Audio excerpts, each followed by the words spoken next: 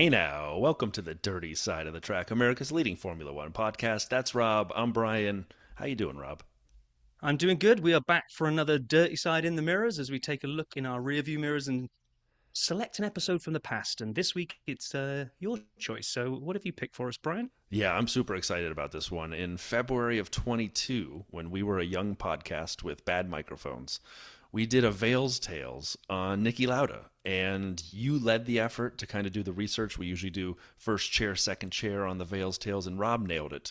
This is clearly one of my favorite episodes. You can hear me really enjoying it as we learn about the great Niki Lauda. So we hope everybody enjoys one of our original Vale's Tales. Box. So we got to take advantage where there's no races to be able to do some other pieces, which is going to be a nice segue into looking at Niki Lauda. With me and you were both exchanging notes. I can't believe it's 3 years. Yeah. It's 2019 since he passed away, and it's like, that can't be right. But I think we're not quite at 3 years yet, but almost there. But just like in the other two, when we did Clark and Schumacher, some of the actual research looking into this to go and fill in the bits beyond the bits that I kind of knew, that's been amazing. It's kind of like learning Formula One all over again, doing this and having a chance to go and kind of look into these things. So cool. Wait, hold on a second, though. I have like 8 different versions of Sap Stats music, and I'm always willing to play them. Although I will say our 100 Seconds of DRS guest is an IP attorney and told me to stop playing real music. So I've done that. But he sent me a tweet. But where's the Vale's Tales music? You don't have music yet? I don't have any Vale's Tales music yet. We'll have to work on that. Yeah, I know. Yeah, I'd encourage all the listeners to tweet at us at F1 Dirty Side and tell us what Rob should be using to lead into Vale's Tales. Sorry, back to you, Rob. No, that's okay. So let's pick it up where all good stories should start, which is at the beginning. And right from the get-go, I had to look into something because I had no clue. It said early years, Niki Lauda as a young driver got into Formula V. And I was like, that's a typo. What? Is it Roman numerals, Formula 5? I don't know. What are we talking about here? Which apparently is Formula Volkswagen. It's a popular open-wheel junior motor racing formula, which was basically cheaper to run in than Formula Ford. So he kind of launched his way through that. He got over into sort of more private racing in Porsche racing, and then did something which was probably going to start laying the foundations for the type of guy that he was, this kind of no-nonsense, just meticulous in planning. He took out a 30,000 bank loan secured in a life insurance policy on his own life so that he could afford to get into F2 and completely going against his family. They didn't want him anywhere near racing. He was supposed to go and get a proper career. And it was kind of like, no, screw you. If you're not going to help me fund it, I'm going to take out an insurance policy in my own life to secure a bank loan.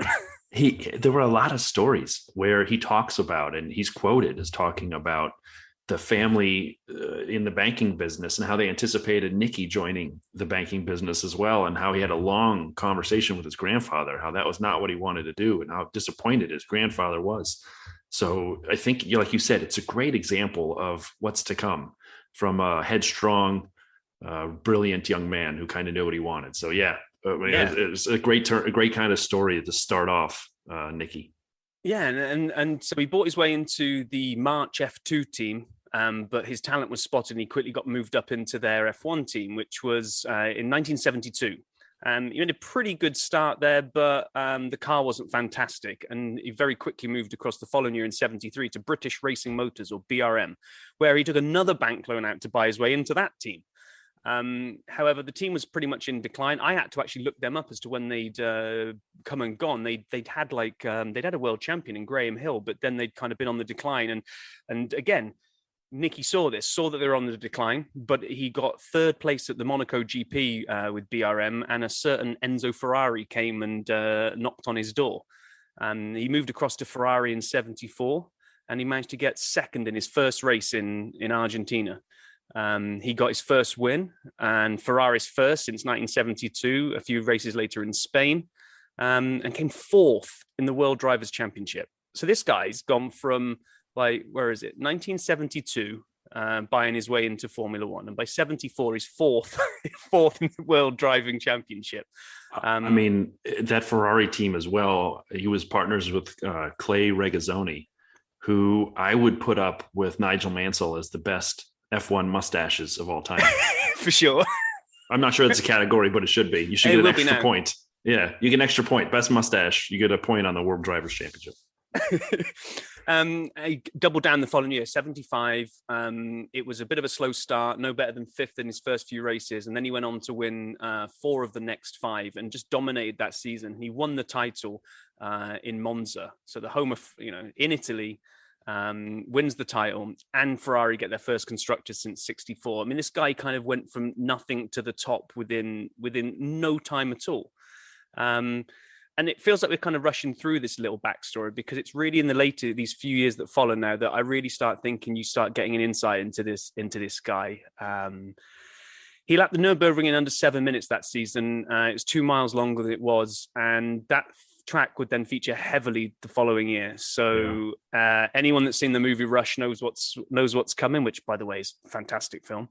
A great movie. Ron Howard nailed it. Absolutely, 100%. I can't get enough of that movie. It's so good. And we'll come back to that later, actually, to talk about some of the quotes that he had on it after being part of it. So anyway, 76, he's absolutely cruising to retaining his title. No one can get near him. And then they hit the Nürburgring on August 1st, 76.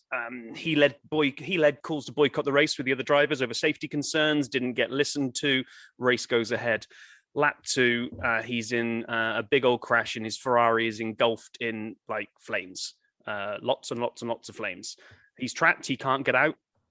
But Arturo Mazzario, probably said that. I've butchered that. That's probably not how you say that. Pulls him out, and Lauda later referred to him as being the reason that he was alive. He had horrific burns. His lungs were scorched from some of the materials that were melting in his car, created toxic gas that kind of just didn't do great things to his lungs. He lost most of an ear, his eyelids. Now, this is a piece I didn't realize. I thought it only happened once, but on the way to hospital, a priest read in the last rites. The priest was basically, right, you're toast. That's it. You're out of here. 2 days later, a different priest in hospital read him his rights again. I didn't realize he'd been read his rights twice until I started looking into this. And there was a line here that said, as far as the Catholic Church was concerned, Niki Lauda was dead twice. Only Niki wasn't the type of guy that was going to go that way. There's a story or a quote from him about not wanting to, he could feel that he was felt like he was falling asleep as he was being pulled out of the car, and also later in hospital. And he was convinced that wasn't actually sleep that he was going to be falling into. So he just basically mentally battled through, stay awake, stay awake, stay awake. Listen to all of this, listen to doctors. You might hear something that's going to be able to help you on the recovery. I mean, he's not like languishing in pain and feeling all sorry for himself. There's a quote, he's listening to the doctors so he can try to understand what's going to be the best way to get him back out on the track again as fast as possible. The fortitude of a guy like this to be in that situation and not sort of fall victim to the situation, not to just be, at the whim of fate, but to say, nope, I'm coming back from this, and I'm going to listen and be ready, and I'm going to kick some ass and push away death.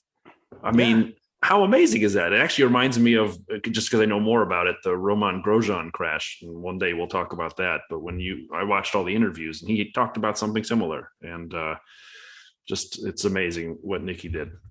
Yeah. And then he went on to insist that he had his lungs drained and vacuumed 3 times without anesthetic, which apparently, not that I can talk to, is a horrendously painful experience, but he knew it needed to be done.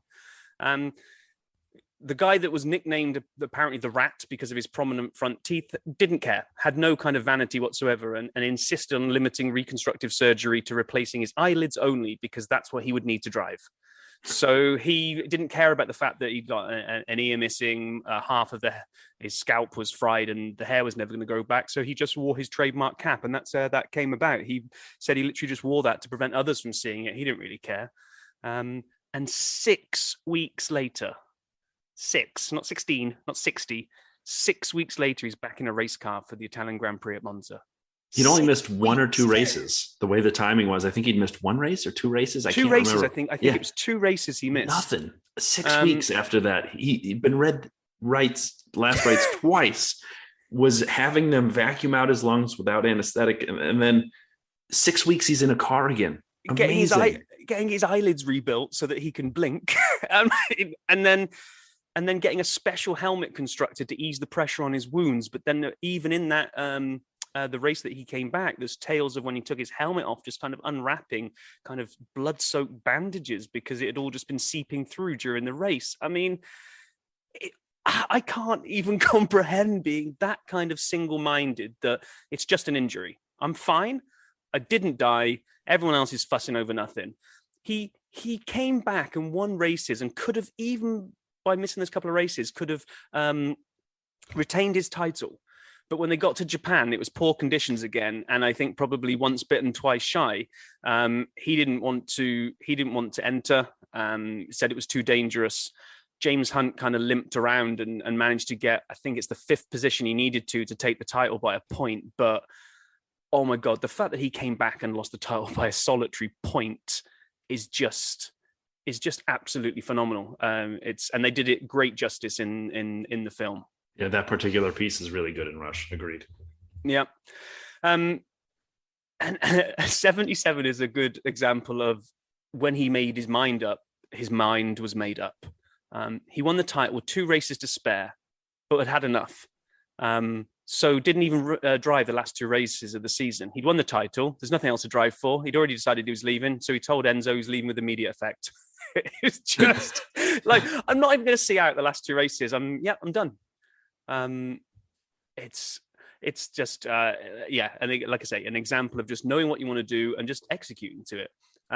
He went to Brabham the following year, and I know that you love a story involved in his time at Brabham, Brian. Oh, Brabham, Brian. That's quite difficult to say. That is. I do. I mentioned this a couple weeks ago as well. So in 78, as you said, Niki was at Brabham, and I cross-referenced this the other week without knowing Niki was at Brabham when I mentioned people doing weird things with cars. And we've talked a lot about the Tyrrell 6-wheeler in the Brabham fan car. And you say, what are the odds that the great Niki Lauda would have been in the fan car? Well, it's 100%, it turns out. So they had, first of all, Brabham. Let's talk a little bit about it for 10 seconds here. It was owned by Bernie Eccleston, who basically ran Formula One for the last 15 years until fairly recently. I can't believe Bernie's team was Brabham. So I did not know that. Second, the car that they were in, the BT46, was designed by Gordon Murray. Gordon Murray has designed a boatload of Formula One cars, but he's also designed my single favorite road car ever, the McLaren F1, the 3-seated McLaren F1, which is just probably one of the greatest road cars ever made. I mean, it had gold lining in the engine bay to get rid of heat. I mean, it was so bonkers when it came out so many years ago. It actually makes the Bugatti Veyron and then Chiron look normal. And I mean, first of all, you have Bernie Eccleston, Gordon Murray, 2 geniuses. I don't like Bernie Eccleston, but that's a different story. We don't have to get into that. But then they hired Niki Lauda, and they created a B variant of their car, also known as the fan car, which had a big fan at the back of the car. And everyone thought that was to push it forward or to deal with exhaust. It was really about cooling and a way of actually augmenting some of the ground effect, to take some of that ground effect up and even make it even more dominant. So they introduced it at the 78 Swedish Grand Prix, and they were trying to beat the Lotus 79, which was really good with ground effect. And this fan was supposed to do that. And it was an immense amount of downforce, a little bit of cooling. The car only raced once in this configuration in the Formula One World Championship, and Niki Lauda won the 78 Swedish Grand Prix in the fan car. How crazy is that? How crazy is that? Now you say, the fan that was, for cooling, but had a downforce impact. It's like, I think this is one of those examples of maybe an early example of loopholes in rules. Oh yeah. It's just for cooling. My favorite thing about it is that, they withdrew it, even though the FIA ruled it could be used for the remainder of the season. They said, there's nothing we can rule it out on. It's legal.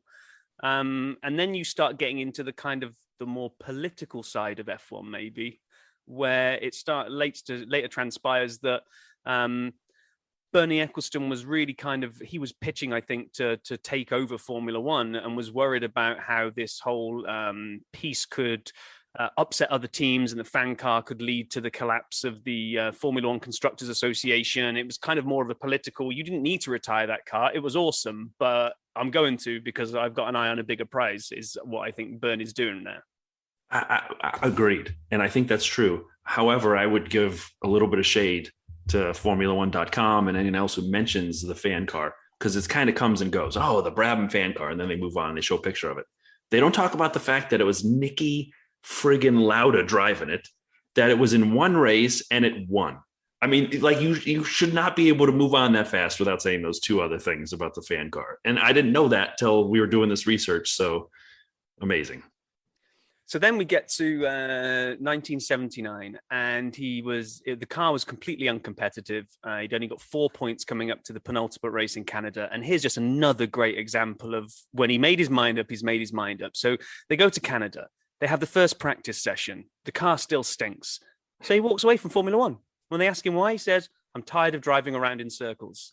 So didn't even see out at least when he won it with Ferrari and there were 2 races to go, at least he'd won the title and then decided, I don't need to do these last 2. I'm just out of here. Didn't even get past practice session 1 because mine's made up. I don't need to do this anymore. And he went and started a new company with one of his other big passions, which was airlines. And he formed Lauda Air. And he was a pilot. He flew. I mean, I didn't know about his passion for air entrepreneurship and flying until we did this research. So he started his own airline, like a proper commercial airline. Yep. And he wasn't, I think there's a story that he wasn't even sure he was going to be able to get the buy-in from the authorities. And I think one of the first flights he was coming to Australia, I think. And they said, you don't have the right paperwork or whatever. You can't come into this airspace. And he was like, well, what are you going to do about it? I'm coming. You're going to have to shoot me down. They allowed the flight to continue. I mean, he just knew what he wanted and knew how to get it. And the airline continued to grow and grow and grow until he needed to fund it more. And he really needed some investment. So where could he get his hands on a lot of cash? Going back to Formula One. So in '82, he made a return to apparently the most lucrative contract in Formula One at that point. And there's a great story that, and I hope this is true. I've seen it in multiple places. It's really got to be. So he's just secured this huge contract. And in his negotiations, he told the McLaren money men that he was charging $1 for his services as a driver. And the rest was for his personality. I got to go back to work and tell him that. The first dollar is for my services, all the rest. Personality. Oh my gosh. And then in '84 he got his 3rd driving title, very, very small margin over his young McLaren teammate Alain Prost, and he won his final Grand Prix in '85 and finally retired from the sport as a driver, but he never really kind of left the paddock. Now one of the things, so again, there were a couple things that just blew my mind. Obviously his determination after that horrendous crash to come back. We all appreciate that about Niki. His amazing driving, 3 drivers' championships. The guy was just one of the most talented drivers to ever set foot in a car. We talked about the fan car, but this is what really blew my mind. So he got big into aviation after he retired, and we talked about Lauda Air. Here's something I didn't know at all. After he got back into Lauda Air, he did a few other things, and Rob will talk a little bit more of that, consultant at Ferrari and doing other things. But what blows my mind is that when he started working on this, there was a crash. One of his planes crashed, and I won't go through the derivations of Lauda Air and Niki Air and all these things, but it crashed in Bangkok, killed 223 people. It was 1991. And someone asked Niki about it. He says that people always think the worst time of my life must have been, this is a quote, after the German Grand Prix crash in 76, but it wasn't. It was in 91. The effect of that disaster, the crash, was enormous. When I was motor racing, I'd taken the decision to risk my life. But when you run an airline and more than 200 people want to go from A to B and they don't arrive, that's different. That's a different responsibility. My first reaction was to say that if my company is responsible for this, then we have to stop running the airline immediately. So Niki, instead of hiding behind a boardroom or a title, he literally took responsibility to investigate the crash. He traveled to Thailand and then to Boeing in Seattle to test various scenarios.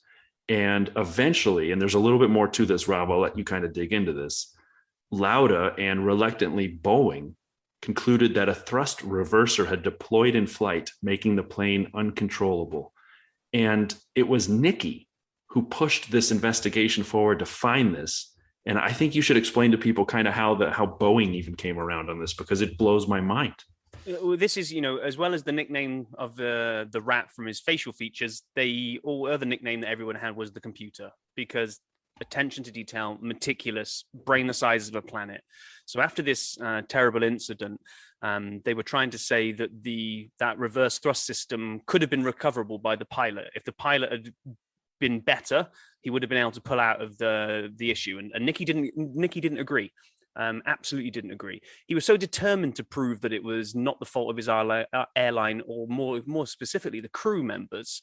He took 15 attempts to recover from exactly the same issue in Boeing's 767 simulator, failing each time. So he got Boeing's own simulator, set it up, instigated the same issue that caused the crash, and tried to recover that 15 times. And he's a pilot. Remember, he would occasionally fly for Lauda Air. I mean, he's a commercial pilot at this point, as well as the owner. So he knows what he's doing.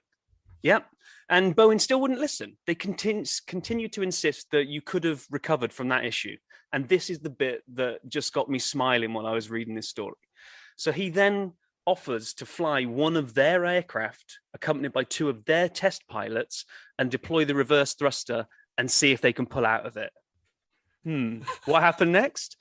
Boeing accepted the issue was not survivable, leading to modifications to the systems and exonerating Lauda Air and the engine manufacturer. I mean, no one else, maybe other people would have, but not many other people on this earth would have gone to those lengths to keep pushing and proving, and then finally say, screw it, let's get on a plane, come with me. If you believe it, let's go test it out in real life. I mean, this guy is just amazing. I mean, a force of nature, Niki Lauda, to do that, just tremendous. But as you said, he wasn't done with Formula One either. 93 to 01 consulting role at Ferrari. 2012, he kind of had a Mercedes role linked to the team in convincing Lewis to join at that time. There's a lot of stories that he had a big say in swinging Lewis to Mercedes. And then obviously the Rush movie in 2013. He said it was about 80% accurate, a little bit of overly dramatic components with the rivalry with Hunt. He said they were much closer friends away from the track than it portrays. I will say this, just taking it off the movie for a second. After his accident, when a member of the press, and I think this was probably stylized, but when a member of the press said something about Niki's wife being able to look at him, and then they show Hunt just clobbering the guy in the stairwell afterwards. It's one of the few times I've stood up in a movie theater and cheered. I'm like, yes, this is the good guys standing up for the good guys. And so it was fun to see that. But I don't know. What else did you hear about the movie, Rob?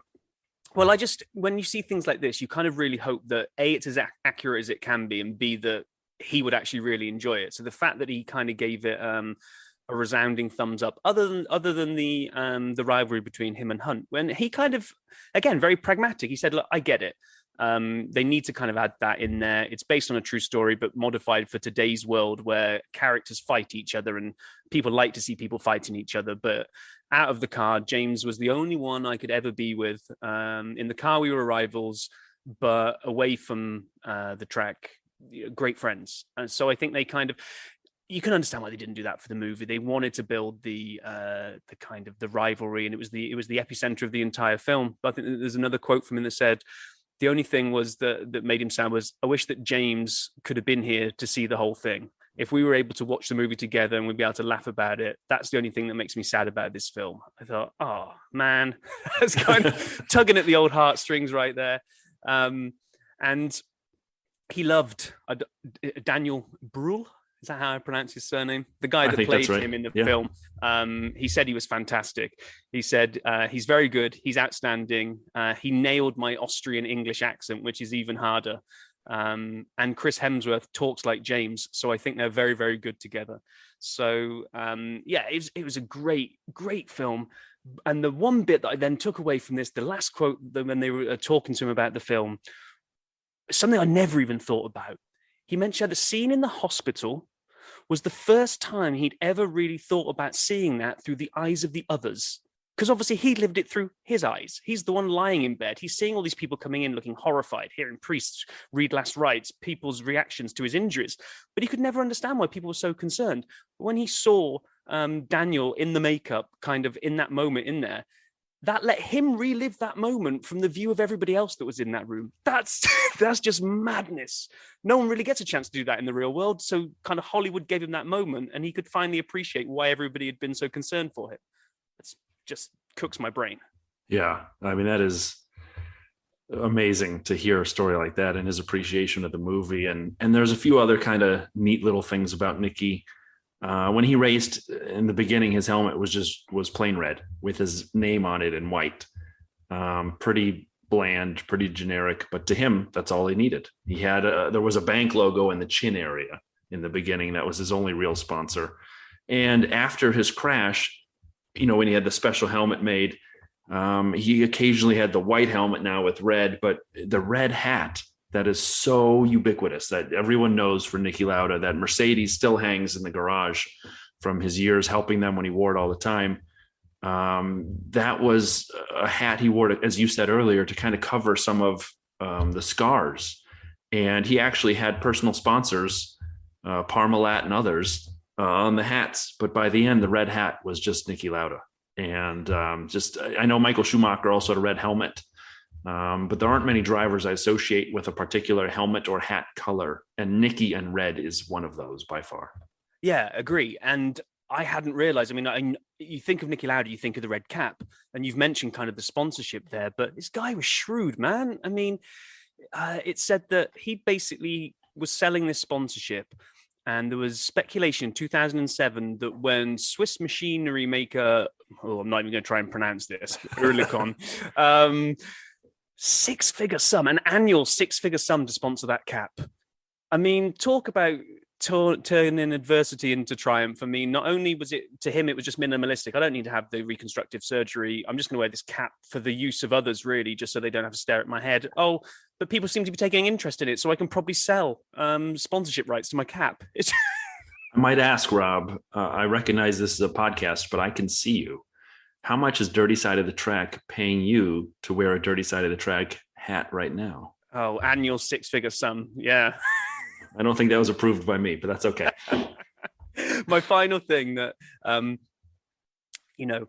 final thing I'd like to just, the little story here is that you've got this guy that knew he wanted to be a driver, just wanted to drive, enjoyed doing it up until a point. And when he didn't enjoy it, he walked away and he went into planes. And the thing that kind of sums up that really just driving for him was for the enjoyment of it and not anything else that comes with it, is the story that he gave all of his trophies away to his local garage in exchange for free car washes. Apparently he said to them, if you give me a free car wash for the rest of my life, you can have them all. And the guy did. So he gave them to him. The best part is I'm sure he wasn't paying for those anyway. It was one of those things. He's Niki Lauda. He shows up, you wash his car. It's one of those things. He dines out for free. And he's like, yeah, you can have my trophies. The guy's amazing. A few stats. We would be remiss if we didn't get a chance to hit some.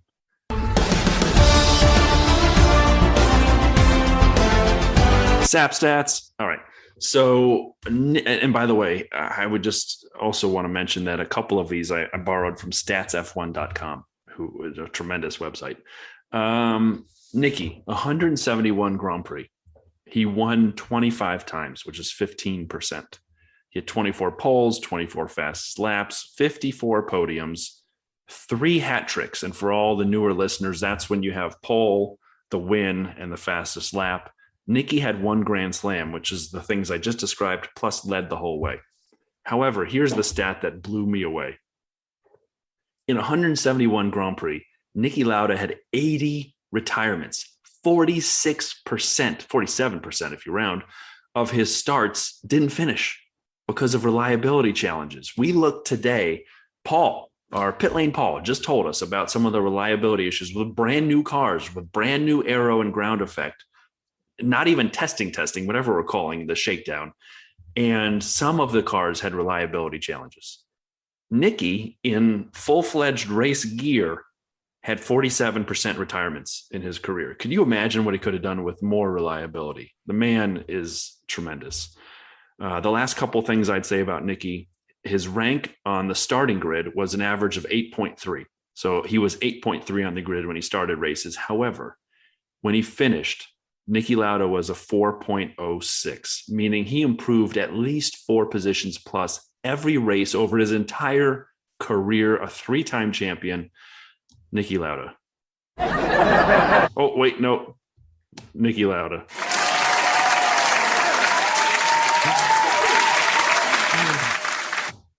Well, clapping, laughing, it all works. I actually labeled them incorrectly, so I clicked on clapping and it was laughing. I'll fix that, Frank. I'm half thinking about whether we edit that out at the end or whether just leave it in. Leave it. Bust your chops. I think that's staying in, Brian. Leave it in. That's fine. I'm not perfect. Well, we know that. Yeah. So, another one that I've thoroughly enjoyed doing because it's just great to kind of just get in and amongst. It's so easy these days. The World Wide Web, it's your friend. You go and find all these things out. And I like corroborating the stories where you'll find a story somewhere. Like the thing about the giving away the trophies, I think I'd heard before, but I was kind of like hunting it down. Google, did Niki Lauda give away all of his trophies? And you and you find all these different points. So it was really good to do that and look into that. And gave me another excuse to watch Rush again. So there's never a downside to that. Never. Fantastic movie. And I just want to say to everybody, thanks for listening. Amazing episode. Learned so much about Niki. Rob, to you, my friend. Everyone just go and watch Rush again and don't feel guilty about it because it's a great film. And we will see you next week. Sounds great. See you soon, everybody. Take care.